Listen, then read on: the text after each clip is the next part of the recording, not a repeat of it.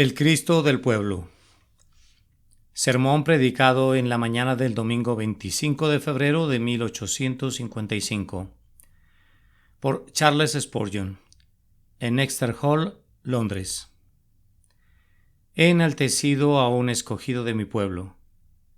Salmo 89:19. No me cabe ninguna duda que originalmente estas palabras se referían a David. Él fue un escogido de su pueblo. Su linaje era respetable, pero no ilustre. Su familia era santa, pero no exaltada. Los nombres de Isaí, Obed, Boaz y Ruth no evocaban recuerdos de realeza ni motivaban pensamientos de antigua nobleza o de una gloriosa genealogía. En cuanto a David mismo, su única ocupación había sido la de un joven pastor, cargando a los corderos en su regazo, conduciendo tiernamente a las ovejas con sus crías.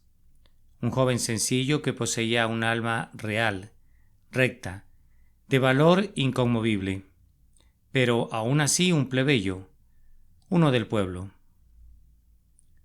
Pero esto no lo descalificaba para la corona de Judá. A los ojos de Dios, la procedencia de este joven héroe no era ninguna barrera para elevarlo al trono de la nación santa, como tampoco el más orgulloso admirador de castas y linajes se habría atrevido a insinuar siquiera alguna palabra en contra del valor, sabiduría y justicia del gobierno de este monarca del pueblo. No creemos que Israel o Judá hayan tenido jamás un gobernante mejor que David, y nos atrevemos a afirmar que el reino de uno escogido de mi pueblo eclipsó en gloria a los reinos de emperadores de Alcurnia y de príncipes en cuyas venas corría la sangre de varios reyes. Sí, más aún, afirmamos que la humildad de su nacimiento y de su educación, lejos de hacerlo incompetente para gobernar, le dieron en buena medida mejor preparación para su trabajo y mayor capacidad para desempeñar sus tremendos deberes. Él pudo legislar para los muchos porque era uno de ellos. Él pudo gobernar al pueblo como el pueblo debía ser gobernado, porque era hueso de sus huesos y carne de su carne, su amigo, su hermano, así como su rey. Sin embargo, en este sermón no vamos a hablar de David, sino del Señor Jesucristo, pues David, como lo refiere el texto, es un eminente tipo de Jesucristo, nuestro Señor y Salvador, quien fue escogido de su pueblo. Jesús es Él, de quien su Padre puede decir: he enaltecido a un escogido de mi pueblo. Antes de entrar en la ilustración de esta verdad, quiero hacer una declaración, para evitar todas las objeciones relacionadas a la doctrina de mi sermón. Nuestro Salvador Jesucristo, digo yo, fue escogido de su pueblo, pero solo en cuanto a su naturaleza humana se refiere. Como Dios verdadero de Dios verdadero, Él no fue escogido de su pueblo, pues no había nadie excepto Él. Él era el unigénito del Padre, engendrado del Padre antes de la creación del mundo. Él era igual a Dios y eterno. Consecuentemente, cuando hablamos de Jesucristo como escogido de su pueblo, debemos hablar de Él como hombre.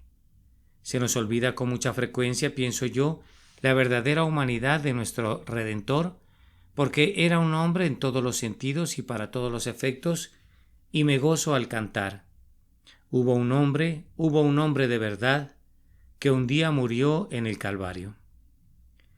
Jesús no era hombre y Dios en una mezcla. Sus dos naturalezas no sufrieron confusión. Él era Dios verdadero sin ninguna disminución de su esencia ni de sus atributos, y Él era igualmente, verdaderamente y ciertamente un hombre. Es como hombre que hablo de Jesús esta mañana. Mi corazón se alegra cuando puedo apreciar el lado humano de ese glorioso milagro de la encarnación y tratar con Jesucristo como mi hermano, habitando en la misma mortalidad, luchando contra las mismas enfermedades y dolores, compañero en el camino de la vida y por unos instantes compañero durmiente en la fría cámara de la muerte. El texto menciona tres cosas. La primera, su extracción. Cristo era uno del pueblo. La segunda, su elección. Él fue escogido de su pueblo. La tercera, la exaltación de Cristo. Él fue exaltado. Pueden ver que he escogido 3 palabras que comienzan con la letra E, para facilitar que las recuerden mejor. Extracción, elección y exaltación. Vamos a comenzar con la extracción de nuestro Salvador. Hemos tenido muchas quejas en esta semana y durante las últimas semanas en los periódicos con respecto a las familias. Somos gobernados y, de acuerdo con la firme creencia de la gran mayoría de nosotros, muy mal gobernados por ciertas familias aristocráticas.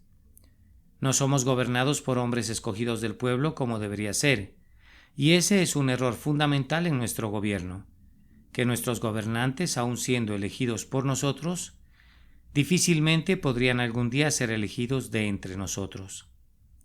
Hay familias que ciertamente no poseen el monopolio de la inteligencia o de la prudencia, pero que parecen tener la patente para ser promovidas, mientras que, por otro lado, un hombre, uno cualquiera, un comerciante con algo de sentido común, no puede llegar al gobierno. No soy un político ni me dispongo a predicar un sermón político, pero debo expresar mi simpatía con la gente y mi gozo de que nosotros, como cristianos, somos gobernados por uno escogido de mi pueblo. Jesucristo es el hombre del pueblo. Él es amigo del pueblo, sí, uno de ellos. Aunque Él está sentado en lo alto en el trono de su Padre, Él fue uno escogido de mi pueblo. Cristo no debe ser llamado el Cristo de los aristócratas. Él no es el Cristo de los nobles. Él no es el Cristo de los reyes. Él es uno escogido de mi pueblo. Este es el pensamiento que anima a los corazones de la gente y debería atar a sus almas en unidad con Cristo y la santa religión de la que Él es el autor y el consumador. Vamos a martillar sobre esta pepita de oro para convertirla en una lámina, y vamos a inspeccionar muy de cerca su verdad. Cristo, por su mismo nacimiento, fue uno del pueblo. Ciertamente nació de estirpe real.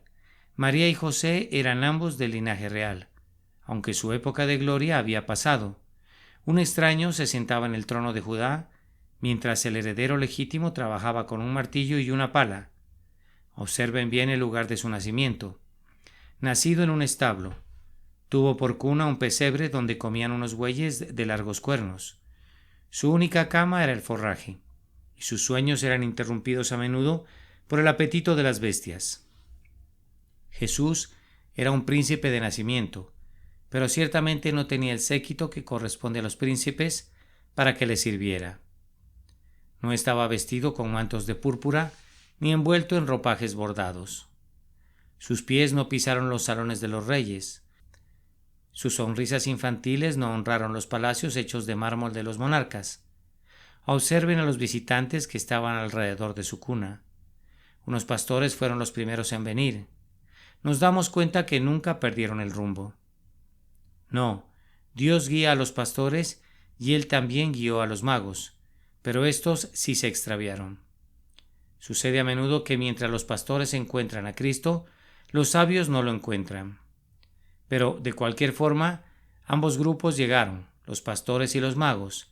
Ambos se arrodillaron alrededor del pesebre para mostrarnos que Cristo era el Cristo de todos los hombres, que no era solamente el Cristo de los magos, sino que Él era el Cristo de los pastores.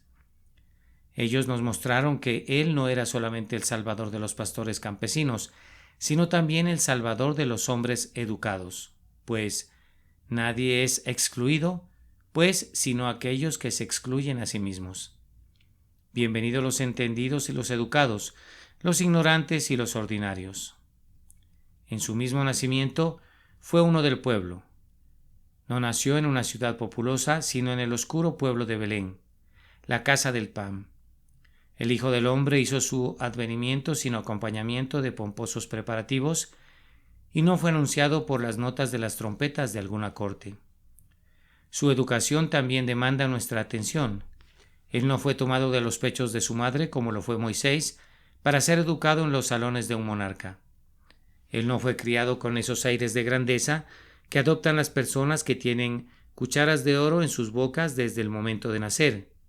Él no fue educado como un joven rico para mirar a todos con desdén, sino que siendo su padre un carpintero, sin duda trabajó muy duro en el taller de su padre. Un lugar adecuado, dice un autor muy antiguo, para Jesús, porque Jesús tenía que construir una escalera que alcanzara desde la tierra hasta el cielo. ¿Por qué, pues, no habría de ser el hijo del carpintero? Perfectamente bien conocía él la maldición de Adán. Con el sudor de tu frente comerás el pan. Si ustedes hubieran visto al santo niño Jesús, no habrían notado nada que lo distinguiera de otros niños, excepto la pureza sin mancha que había en su semblante. Cuando nuestro Salvador comenzó su vida pública, seguía siendo el mismo. ¿Cuál era su rango? ¿Se vestía de púrpura y escarlata? Oh, no. Él usaba la modesta vestidura de un campesino. La túnica no tenía costura. Era tejida entera de arriba abajo. Una simple pieza de ropa, sin adornos ni bordados. ¿Vivió acaso con lujo, haciendo un grandioso espectáculo en su viaje a través de Judea? No. Él trabajó durante su fatigoso camino y se sentó en el brocal del pozo de Sicar. Él era como otros, un hombre pobre. No tenía cortesanos a su alrededor. Sus compañeros eran pescadores. Y cuando él hablaba, ¿acaso lo hacía con palabras suaves que fluían como aceite? ¿Caminaba él con pasos elegantes como el rey de Amalec? No. A menudo hablaba como el severo Elías. Lo que quiso decir lo dijo y quiso decir lo que dijo. Hablaba a la gente como un hombre del pueblo. Nunca se inclinó frente a los grandes hombres. No supo lo que era inclinarse o ceder. Se detuvo y lloró. Ay de vosotros, escribas y fariseos hipócritas. Ay de vosotros, sepulcros blanqueados. No pasó por alto a ningún tipo de pecadores. Ni clase ni fortuna tenía alguna diferencia para él. Expresó las mismas verdades tanto a los ricos del Sanedrín como a los trabajadores campesinos de Galilea. Él era uno escogido de mi pueblo. Fíjense en su doctrina. Jesucristo era uno del pueblo en su doctrina. Su evangelio no fue nunca el evangelio de un filósofo, ya que no es difícil de comprender. Nunca consentirá ser enterrado en medio de palabras difíciles y frases técnicas. Es tan simple que quien sepa deletrear, el que creyere y fuere bautizado, puede tener el conocimiento del evangelio que salva. Por eso los sabios del mundo desprecian el conocimiento de la verdad y burlonamente dicen: hasta un herrero puede predicar hoy día, y hombres que andaban detrás del arado pueden convertirse en predicadores. Y la clase sacerdotal reclama: ¿qué derecho tienen ellos para hacer tal cosa sin nuestra autorización? Oh, qué triste que la verdad del evangelio sea menospreciada por su sencillez y que mi Señor sea despreciado porque Él no es exclusivo, ni será monopolizado por hombres de talento y erudición. Jesús es de la misma manera el Cristo del hombre ignorante como es el Cristo del hombre con educación. Pues Él ha escogido lo vil del mundo y lo menospreciado.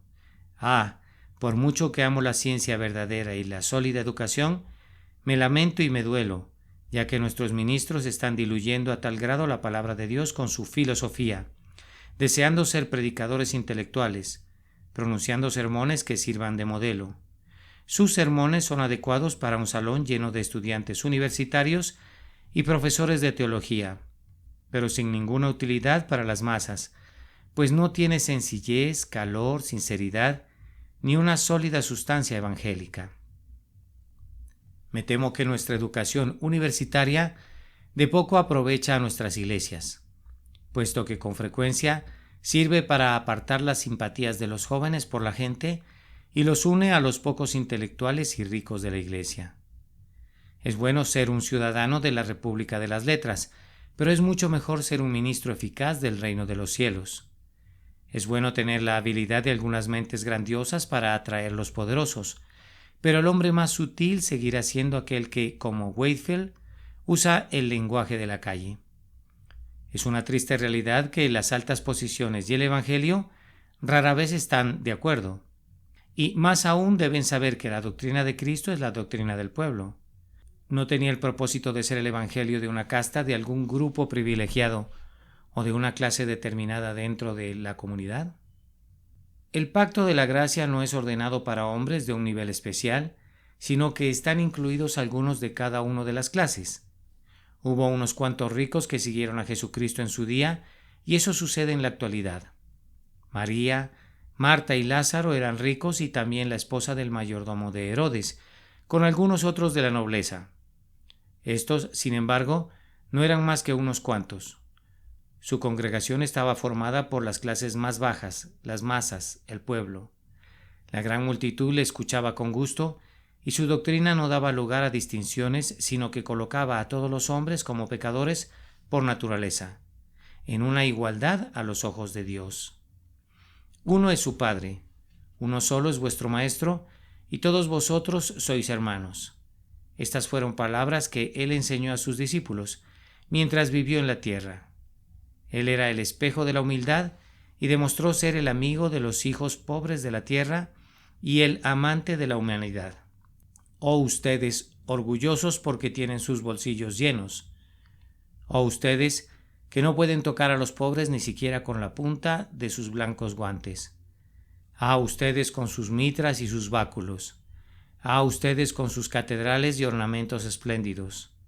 Este es el hombre al que ustedes llaman Señor, el Cristo del pueblo, uno del pueblo, y aún así ven desde arriba con desprecio a la gente. Ustedes los desprecian. ¿Qué son ellos en opinión de ustedes? ¿El rebaño común? ¿La multitud? Vamos, no se llamen más a ustedes mismos los ministros de Cristo. ¿Cómo pueden serlo a menos que, descendiendo de su pompa y dignidad, vengan en medio de los pobres para visitarlos? ¿A menos que caminen en medio de nuestra creciente población y les prediquen el Evangelio de Jesucristo? ¿Acaso creemos que ustedes son los descendientes de los pescadores? Ah, no, hasta que se despojen de su grandeza y como los pescadores salgan como gente del pueblo y prediquen al pueblo, hablen a la gente, en vez de quedarse en sus espléndidos asientos haciéndose ricos a costa de sus privilegios. Los ministros de Cristo deberían ser los amigos de la humanidad, en general, recordando que su Señor fue el Cristo del pueblo. Regocíjense, oh regocíjense, ustedes todas las multitudes, anímense, gócense, porque Cristo era uno del pueblo. Nuestro segundo punto era la elección. Dios dice: he enaltecido a uno escogido de mi pueblo. Jesucristo fue elegido, escogido.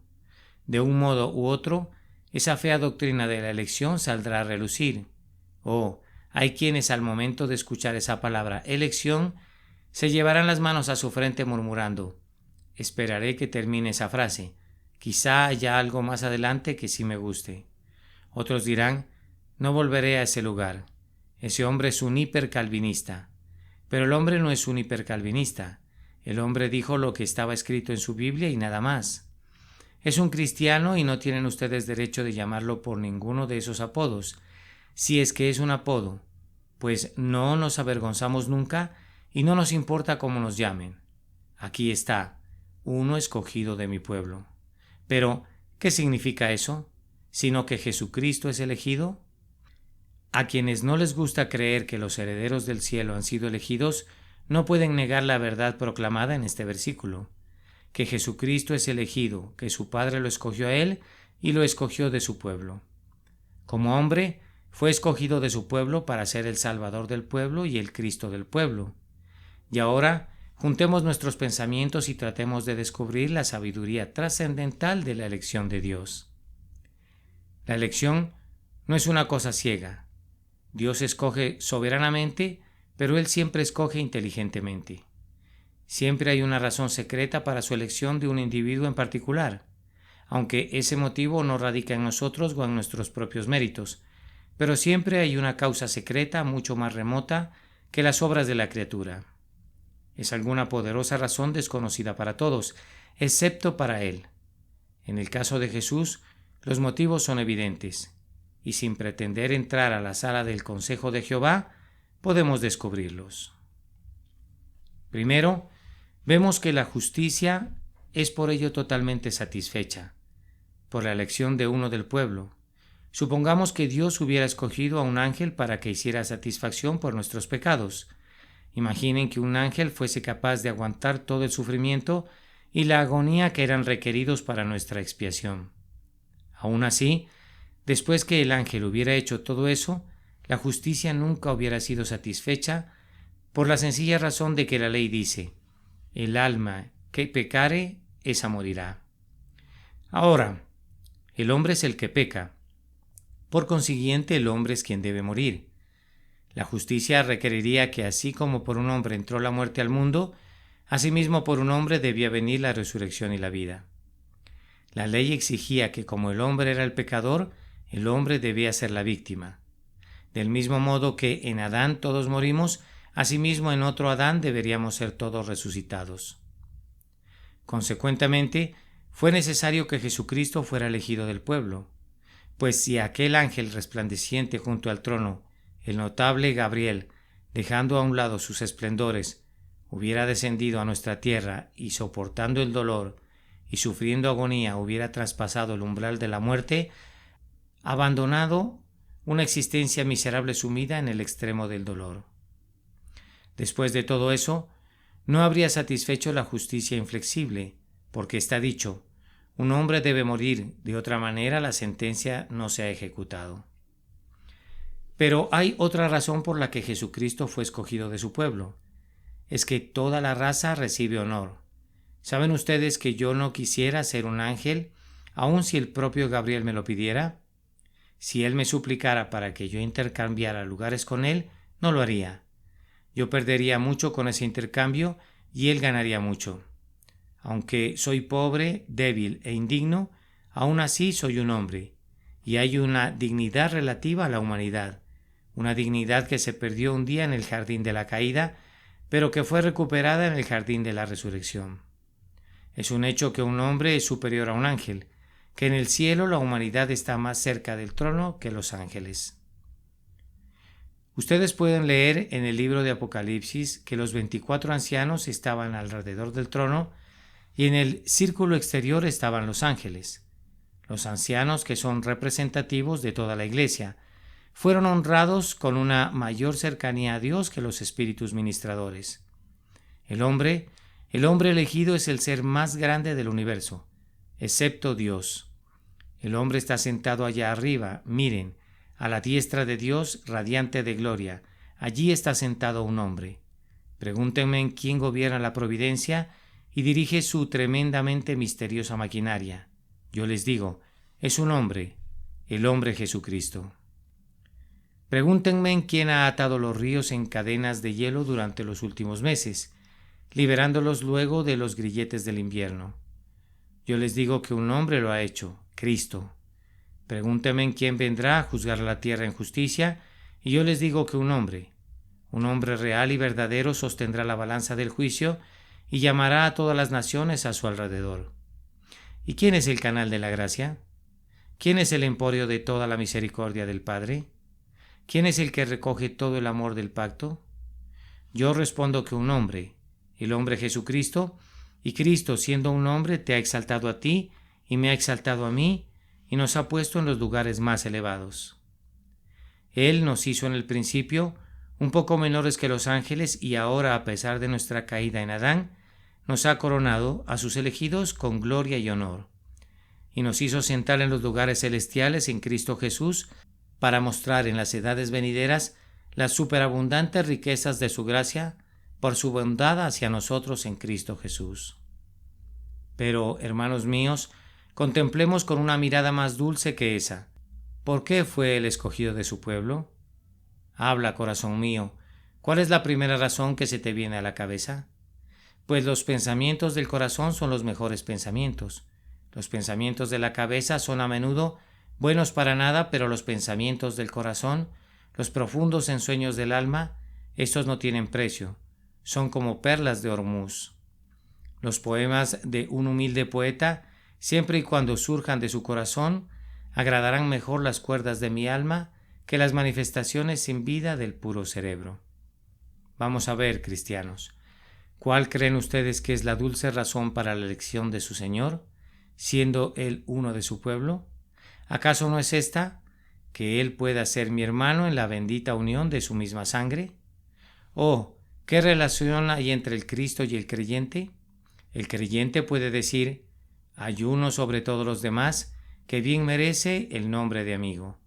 Su amor es fiel más que el de un hermano. Su amor es libre y no tiene ningún límite. Tengo un grandioso hermano en el cielo. He oído algunas veces a los muchachos decir en la calle, cuando son molestados, que se lo van a decir a sus hermanos. Y yo lo he dicho a menudo cuando el enemigo me ha atacado. Se lo voy a decir a mi hermano que está en el cielo.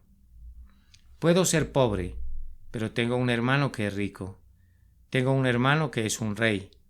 Soy hermano del príncipe de los reyes de la tierra.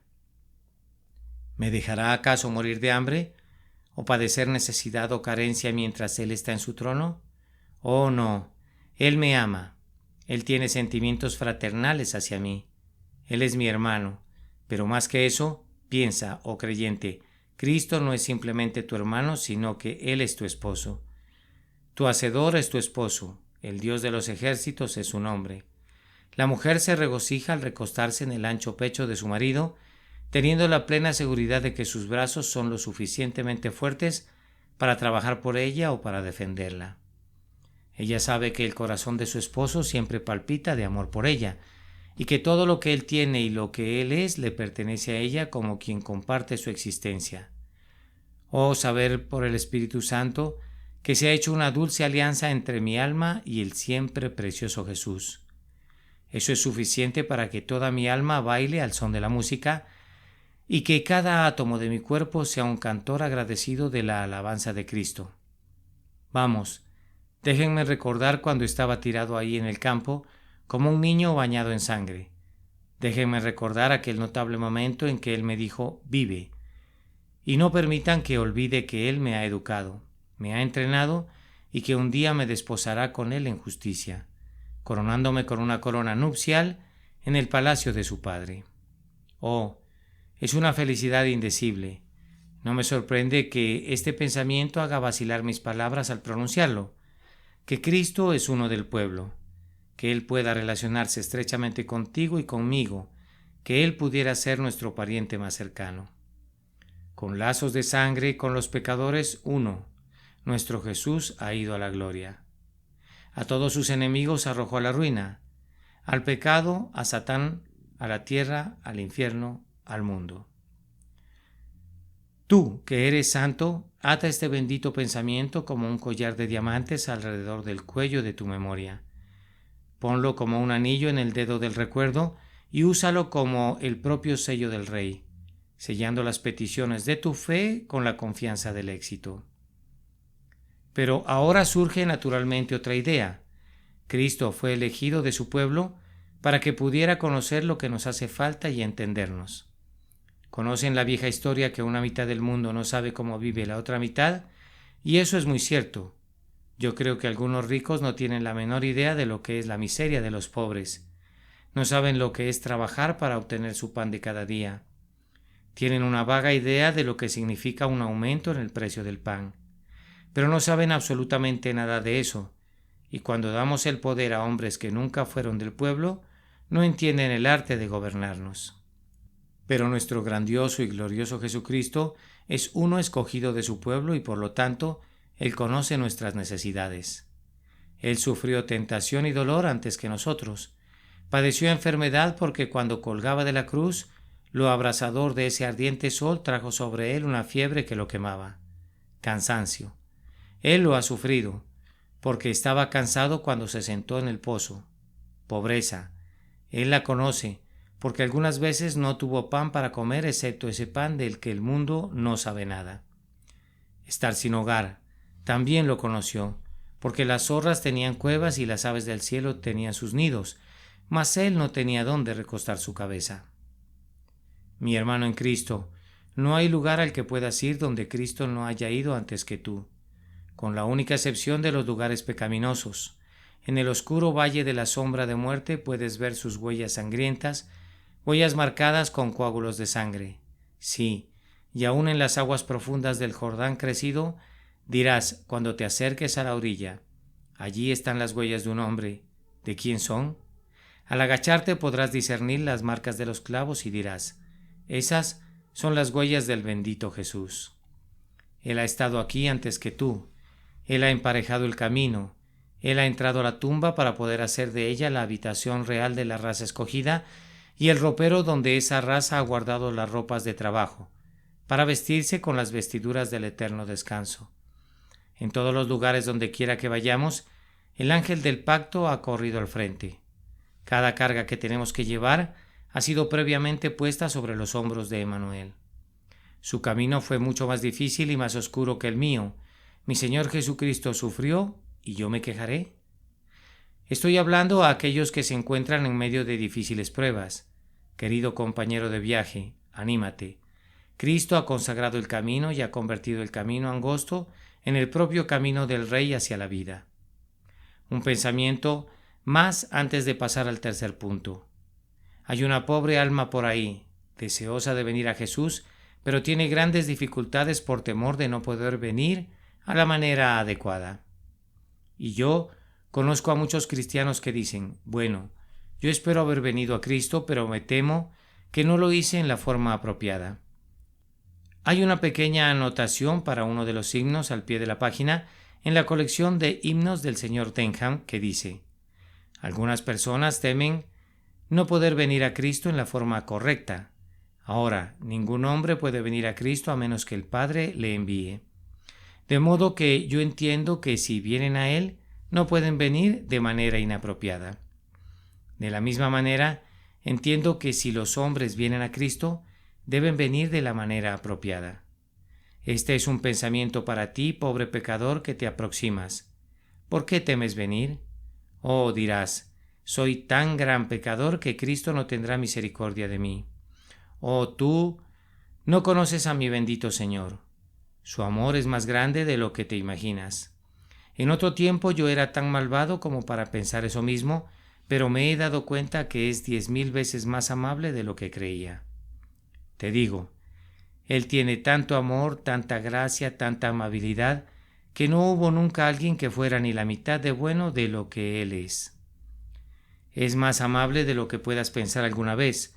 Su amor es más grande que sus temores y sus méritos prevalecen sobre tus pecados.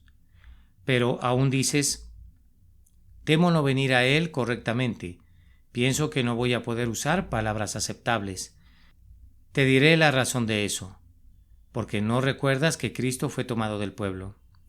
Si Su Majestad la Reina de Inglaterra me llamara a su presencia mañana por la mañana, me atrevo a decir que tendría mucha ansiedad acerca de la clase de ropa que debería usar, y cómo debería entrar y cómo debería observar la etiqueta de la corte, etc. Pero si uno de mis amigos aquí presente me invitara, yo iría tal como estoy para verlo, porque Él es uno de nosotros y me agrada. Algunos de ustedes dicen, ¿cómo puedo ir a Cristo? ¿Qué debo decir? ¿Qué palabras debo usar? Si fueras a ver a alguien superior a ti, entonces podrías preguntarte eso. Pero Él es uno del pueblo. Ve a Él tal como eres, pobre pecador, simplemente en tu miseria y en tu inmundicia, en toda tu maldad, simplemente como eres. Oh pecador que estás acosado por tu conciencia, ven a Jesús. Él es uno del pueblo. Si el Espíritu te ha dado convicción de pecado, no estudies la manera de venir. Ven de cualquier modo. Ven con un gemido. Ven con un suspiro. Ven con una lágrima. De cualquier manera que vengas, si tan solo vienes, eso será suficiente, porque Él es uno del pueblo. El Espíritu y la esposa dicen, ven. El que oye, diga, ven. En este momento no puedo dejar de darles una ilustración. He oído que en los desiertos, cuando las caravanas necesitan agua y temen no encontrar ninguna, acostumbran enviar un camello con su jinete a cierta distancia por delante, a cierta distancia otro más, y a un intervalo más corto a otro. Tan pronto el primer hombre encuentra el agua, antes de inclinarse para beber, grita fuertemente, vengan. El que le sigue oyendo la voz repite la palabra vengan, mientras el que viene más cerca grita a su vez vengan, hasta que el desierto entero hace eco con las palabras vengan. Así, en ese versículo el espíritu y la esposa dicen antes que nada ven. Después el que oye diga ven. El que tiene sed venga. El que quiere tome del agua de vida gratuitamente. Con esta ilustración dejo nuestro examen de las razones para la elección de Jesucristo. Y ahora concluyo con su exaltación. He enaltecido a uno escogido de mi pueblo. Ustedes recordarán mientras hablo de esta exaltación que es realmente la exaltación de todos los elegidos en la persona de Jesucristo, porque todo lo que Cristo es y todo lo que Cristo tiene es mío. Si soy un creyente, todo lo que Él es en una persona exaltada, eso soy yo, porque se me ha llevado a sentarme junto con Cristo en los lugares celestiales.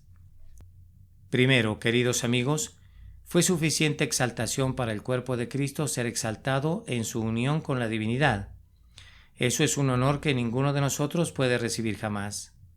Nosotros nunca podemos esperar tener ese cuerpo unido con Dios. No puede ser. Una vez ocurrió esta encarnación y no más que una sola vez. De ningún otro hombre puede decirse Él era uno con el Padre y el Padre era uno con Él.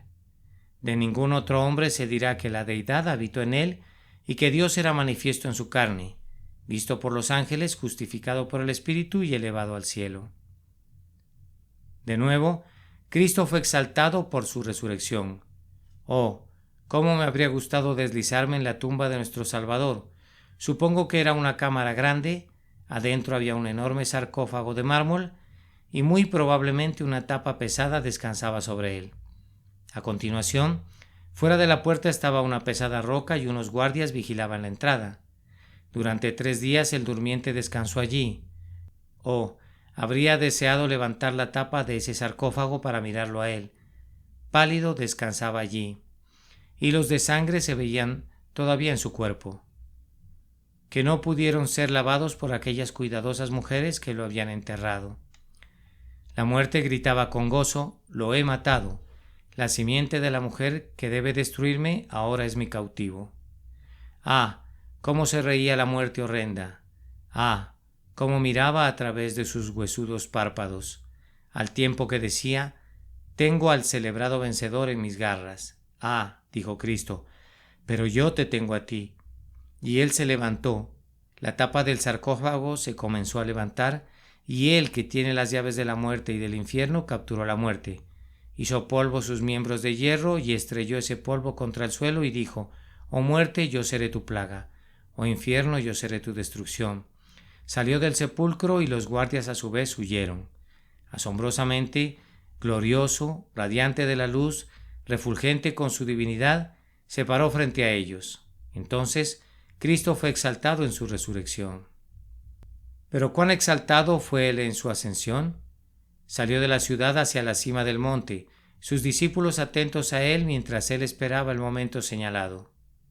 Observen su ascensión. Despidiéndose de todo el círculo, fue subiendo gradualmente, ascendiendo como se levanta la bruma del lago o la nube del río vaporoso. Él se remontó a los cielos por su propio poder de elevarse y su poderosa elasticidad ascendió a las alturas. No como Elías, llevado por caballos de fuego, no como Enoc en la antigüedad. No podía decirse que desapareció porque Dios se lo llevó. Él ascendió por sí mismo y conforme subía, me imagino a los ángeles que contemplaban desde las murallas del cielo y exclamaban: vean, viene el héroe conquistador. A medida que se acercaba más, gritaban de nuevo: vean, viene el héroe conquistador. Así, su jornada por las llanuras del espacio se contemplaba. Los ángeles atentos exclaman: levantad, oh puertas, vuestras cabezas, levantaos, oh puertas eternas. Las huestes gloriosas apenas se preguntan: ¿quién es este Rey de gloria? Cuando de millares de lenguas corre un océano de armonía, tocando las puertas de perlas con poderosas olas de música y abriéndolas de golpe. Jehová el fuerte y poderoso, Jehová el poderoso en la batalla. He aquí las barreras de los cielos han sido abiertas de par en par, y los querubines se están apresurando a recibir a su monarca. Trajeron su carruaje de lo lejos para llevarlo a él a su trono. Batieron sus alas triunfantes y dijeron: la obra del Salvador está hecha. Miren, él marcha por las calles. Vean cómo los reinos y potestades caen delante de él. Se colocan coronas a sus pies y su padre dice: bien hecho, hijo mío, bien hecho. mientras el cielo hace eco con el grito de bien hecho, bien hecho. Sube a este elevado trono al lado de la paternal deidad. He enaltecido a uno escogido de mi pueblo. La última exaltación de Cristo que voy a mencionar es aquella que ha de venir cuando Él se siente en el trono de su padre David y juzgue a todas las naciones. Observarán que he omitido la exaltación que Cristo ha de tener como Rey de este mundo durante el milenio. No profeso entenderlo y por lo tanto lo voy a dejar de lado. Pero yo creo que Jesucristo ha de venir sobre el trono del juicio y todas las naciones serán reunidas delante de Él. Él separará a los unos de los otros como cuando el pastor separa las ovejas de los cabritos. Pecador, ¿tú crees que hay un juicio? ¿Tú sabes que la cizaña y el trigo no siempre pueden crecer juntos? ¿Que las ovejas y las cabras no siempre van a compartir el alimento? Pero, ¿sabes algo de ese hombre que va a juzgarte? ¿Acaso sabes que quien va a juzgarte es un hombre? Digo, un hombre, el hombre que una vez fue despreciado y rechazado. El Señor vendrá, pero no de la misma manera, en humillación como vino una vez. Un hombre humilde frente a sus enemigos, un hombre fatigado y lleno de dolores. Ah, no, habrá un arco iris alrededor de su cabeza. Sostendrá al sol en su diestra como una señal de su gobierno. Pondrá a la luna y a las estrellas bajo sus pies como el polvo del pedestal de su trono, que será de sólidas nubes de luz. Los libros serán abiertos, esos enormes libros que contienen las obras de los vivos y de los muertos. Ah, cómo se sentará triunfante sobre todos sus enemigos el despreciado Nazareno. No habrá más insultos, ni escarnios, ni burlas, sino un horrible llanto de miseria. Escondednos del rostro del que está sentado sobre el trono. Oh, ustedes mis oyentes que ven ahora con desprecio a Jesús y su cruz, yo tiemblo por ustedes. Oh, más fiero que un león sobre su presa, es el amor provocado a ira.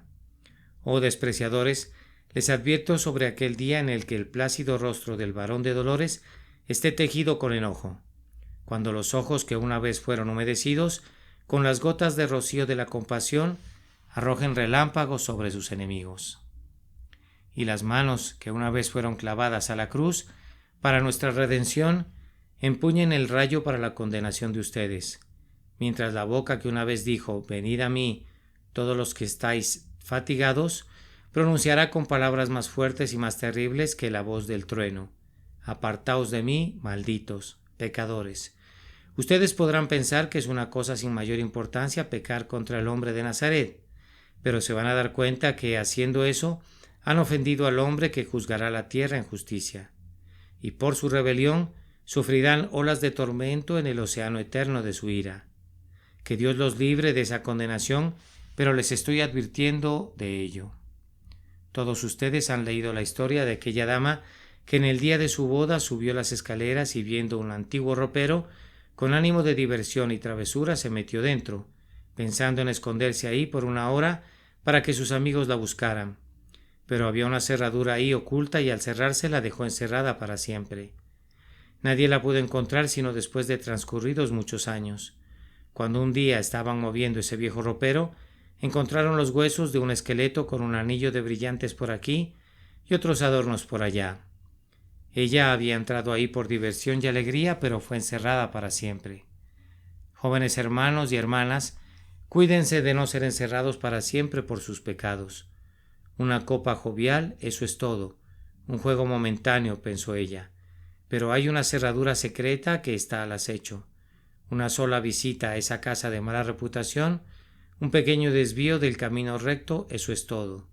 Oh pecador, eso es todo.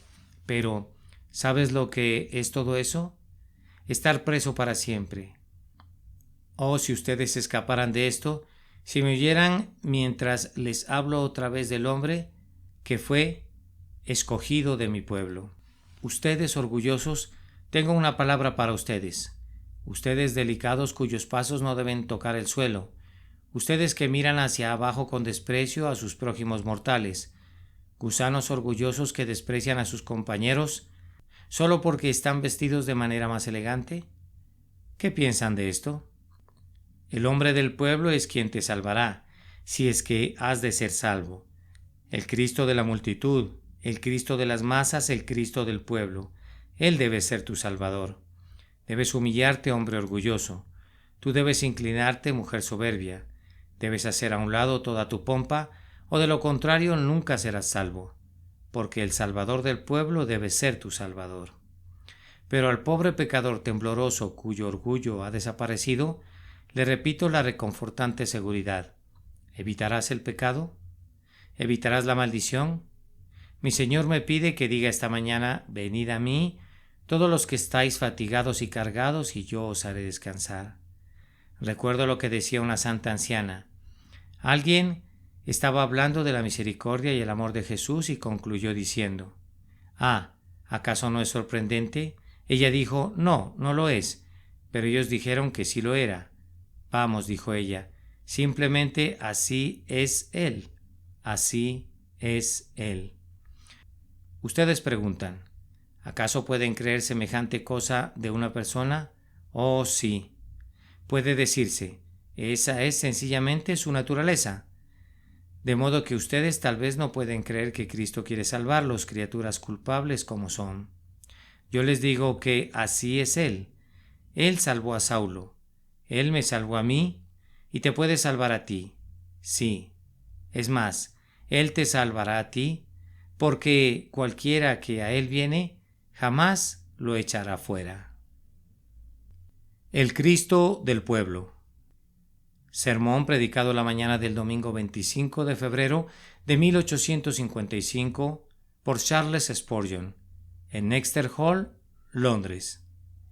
He enaltecido a un escogido de mi pueblo. Salmo 89, 19.